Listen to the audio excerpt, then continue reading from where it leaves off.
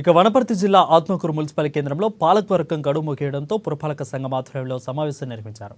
ఈ సందర్భంగా వార్డు కౌన్సిలర్లు, సిబ్బంది అధికారులు తమ మధ్య ఉన్న అనుబంధాన్ని గుర్తు చేసుకున్నారు. వైస్ చైర్పర్సన్ విజయభాస్కర్ రెడ్డి మాట్లాడుతూ ప్రజల సమస్యల కొరకు నిరంతరం పోరాటం చేయడం జరిగిందని అన్నారు.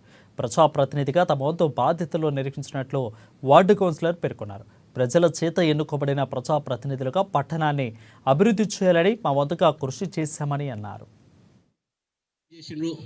అదేవిధంగా సహకరించాలి, ఏ విధంగా సపోర్ట్ చేయాలని ప్రతి ఒక్కరికి కూడా మమ్మల్ని వెన్నంటి ఉండి ఈరోజు సపోర్ట్ చేసిండ్రు.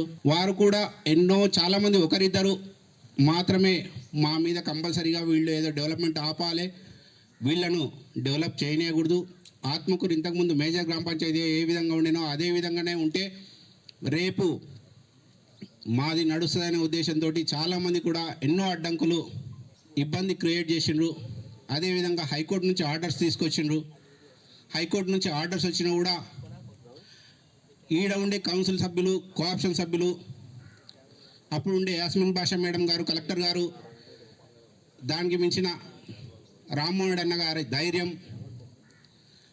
మమ్మల్ని మీరు ఏమన్నా చేయండి, మీరు అనుకున్న పని కంపల్సరీగా సాధించండి, దానికి నేను ఎట్టి అర్ధరాత్రులైనా 24 hours మీకు ఫోన్ కాల్ నేను రిసీవ్ చేసుకుంటా, మీకు ఏం కావాలన్నా కూడా సొంతంగా డబ్బులు నేను చేతి నుండి పెడతా, మీరు అనుకున్న పని మాత్రం మీ 5 సంవత్సరాలు మీరు ఆ పీరియడ్ ఉన్నాయండి, మిమ్మల్ని ఆత్మకూరు గుర్తించే విధంగా మీరు ఏం చేస్తారో చేయండి అనే ఉద్దేశంగా ప్రతిదీ కూడా అన్న కూడా ఏనాడు కూడా మేము చేస్తున్నాం ఈ పని అంటే అడ్డంకు ఎంతోమంది చెప్పిండ్రు, వేరే పార్టీ వాళ్ళు ఈ విధంగా చెప్పినా కూడా వాళ్ళు చేసేది కరెక్ట్, నేను వాళ్ళకి సపోర్ట్ చేస్తా. ఈ 5 సంవత్సరాలు సహకరించిన మున్సిపల్ కౌన్సిలర్లు అందరికీ మరియు కోఆప్షన్ సభ్యులకి, ఇక్కడ పనిచేసిపోయిన కమిషనర్లు మరియు ఇప్పుడు ప్రస్తుతం ఉన్న కమిషనర్కి, మున్సిపల్ సిబ్బందికి, కార్మికులకు అందరికీ కూడా, ఎందుకంటే ఫస్ట్ చైర్పర్సన్గా ఉండి ఇక్కడ 3వ వార్డు ఎంపీటీస్గా మా కౌన్సిలర్